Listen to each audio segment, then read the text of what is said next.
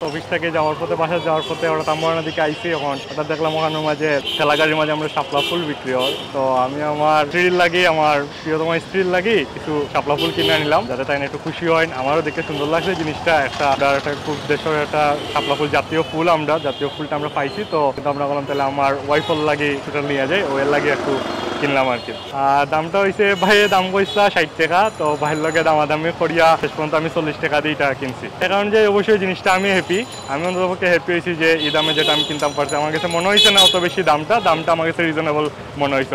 অবশ্যই খুশি হইবার কথা, কারণ হয়েছে এগুলো সচরাচর তো এই ফুলগুলো পাওয়া যায় না। যেহেতু পাইছেন আমি চিন্তা ভাবনা করে আইলাম যে আজকে যাওয়ার সময় তাহলে কিছু লয়ে যাইমু, তো হঠাৎ করে পাইছি বললাম তাইলে আর নেই যে ও কারণে আর কি কিনা জিনিসটা। আমি উপশহর থেকে আইছি, তখন রাস্তার দেখা যাওয়ার পথে আমি দেখলাম যে আমরা কই বেটর ফুল, অরিজিনাল নাম হইলো শাপলা ফুল। ওই যে লাল শাপলার এগুলো সাদা শাপলা, এগুলা হইলো গিয়ারি ডেটা ইসা দিয়া বা ইলিশ মাছ দিয়া খাইতে খুব বেশি ভালো লাগে। ইসা দিয়ার যদি ইলিশ মাছ দি হয় তাইলে মানে খাইতে স্বাদ বলতে স্বাদটা আর কি একবারে সিলেটি লাগে। সিলেটি হইলে স্বাদ উপভোগ করতে পারবা খাইয়া। আর এগুলো বেট, আমরা গ্রাম্য ভাষায় হই এগুলো বেট, এগুলো আমরা হুদা খাই। তো হুদা খাইলে এগুলো খুব বেশি মজা লাগে। আর সবথেকে বড় কথা হইলো এই বেটটারে যখন রোদিত শুকাইয়া ফুটাইয়া খাওয়া হয় তখন এগুলো আরো বেশি স্বাদ লাগে। আর সবথেকে আশ্চর্য হইলাম যে সিটির ভিতরে আইও আমরাও গ্রাম অঞ্চল লাহানো একটা জিনিস মিলে আসলে ভালো লাগছে। লাগে আমি রাস্তার যাওয়ার পথে এগুলো আইছিল। আর ইনশাল্লাহ দামে দরে যদিও হয় তাহলে আমি বাইরের কাছ থেকে লইয়া যাইব। আসলে ভাই আমি ব্যবসাটা করি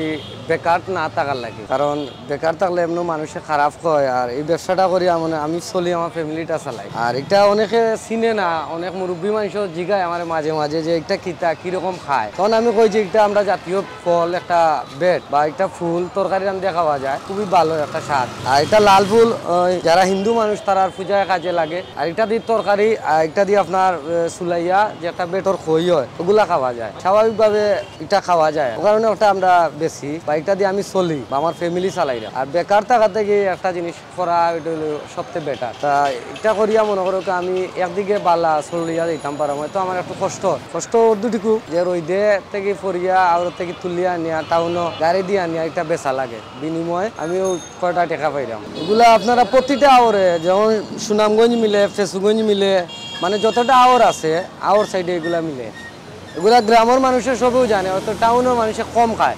এর আগে আমি সিএনজি চালাইতাম, আমি সিএনজি চালক। এটা হইল গিয়া অভাব, মানে ওর কাজে ফরি গেছিলাম একটা বিপদের মাঝে, যেহেতু আমার ফ্যামিলি একজন মেডিকেল আসলা, তখন আমার টাকা পয়সার একটু শর্ট, আমি কুলাইতাম পারছি না, যে কারণেও লাস্টেও ব্যবসাটা আমি ধরছিলাম। আর এই ব্যবসা দিয়ে আমি আমার উদ্ধার হয়ে আইছি। আর এই ব্যবসা এখন আমি আর ছাড়ি না, যেহেতু একটা না 5 বছরটাই করলাম না। এর পাশাপাশি মনে করো এই সিজন যাওয়ার পরে তরমুজ বেশি, খাটল বেশি, মানে আমিও ব্যবসা তো এখন আর সিএনজি দুটি না। এটা বর্ষার সিজনে পাওয়া যায় না, এরপরে আর পাওয়া যায়। কেন আমার সর্বমোট খরচ আছে আপনার 1300 টাকা, বিক্রি আপনার কোনোদিন 2200, 2500, 2000 এরকম হয় না। আমি একটা বাসার আসছি শিববাড়ি, অন্য তাকি ওখান থেকে করি। আর কেন আমি সপ্তাহে একবার যাই, প্রায় 5 বছর থেকে বেচলাম, যখন কাস্টমারের টানের খার সবসময় নেয়। আর আমরাও প্রতিদিন আনিয়া বেচতাম পারাম। ছোটো আটা হইলে আপনার 20 টাকা, বড় আটা 30 টাকা, এর বড়টা হইলে 50 টাকা, 40 টাকা। মানে আটা বড় যত আছে, ওই যে একটা আটা আছে আপনার, এগুলা 40 টাকা করে বেচা লাগে। খাইলো